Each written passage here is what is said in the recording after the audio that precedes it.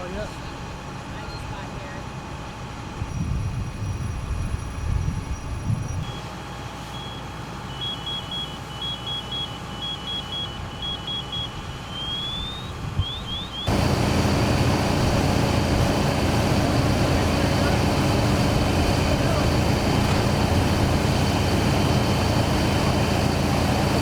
Received a 911 call at about 10 minutes after 12 today.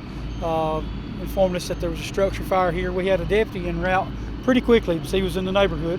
He got on scene and confirmed that for us that there was smoke and flames showing. We worked pretty tenaciously about the first 20, 30 minutes or so. They told us the neighbors, of course, converged on the area, saw all the smoke. They were very concerned because one of the neighbors here usually doesn't leave home.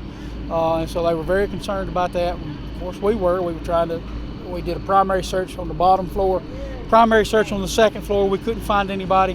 And in about 25 minutes or so, Limestone County had contacted that family. Thank God they were visiting with some of their family over in Tuscumbia, Christmas get together. They did, of course, their home's a total loss today. Nobody, I guess, really nobody was at home, so nobody got an early warning.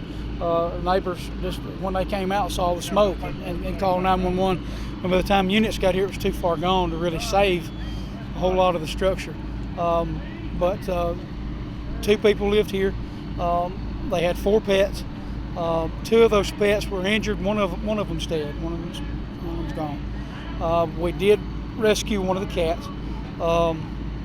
Cat's on its way to the vet. Pretty serious injuries, but I'm not sure where it stands. And you were saying earlier, what's like a total estimate you would say?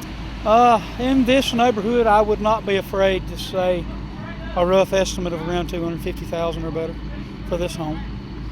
Because of the garage, had a 2-car garage, pretty substantial 2-story house. Talk about how this is Christmas. This happened to a family who was in Tuscumbia.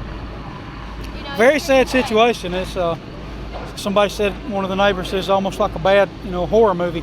They're gone on visiting with family on Christmas and receive a call from the sheriff's department in the county where they live that their home is burning. Of course, they were upset immediately because they knew they'd left their pets here. Their pets were very important to them. Not sure on the origin of the fire yet. We do know where it started. We hadn't determined what started that fire yet. It was started on the back on a detached area, like a porch. They had like a sunroom. It was not detached. I said it was detached. It was not. They had an addition on the back of a sunroom, and the fire apparently started in that sunroom today.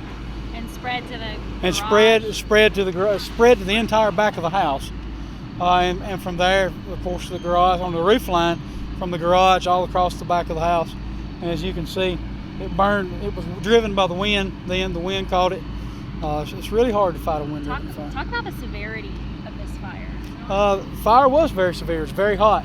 Our initial units, we had 1 engine crew that arrived with 2 guys on board, and we had 2 firefighters and 1 chief officer on scene within 7 to 8 minutes, I believe. When they got here, they made entry in the front door. They were pushed back out by the fire. We didn't have enough personnel to maintain fire attack and to do a search.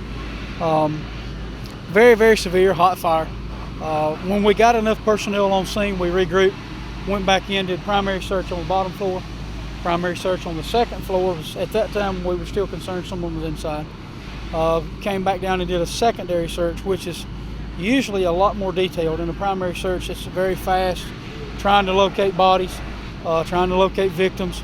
After the initial search on top and bottom floor, couldn't find anybody. During that secondary search, we found one of the pets. But had there been anybody at home today,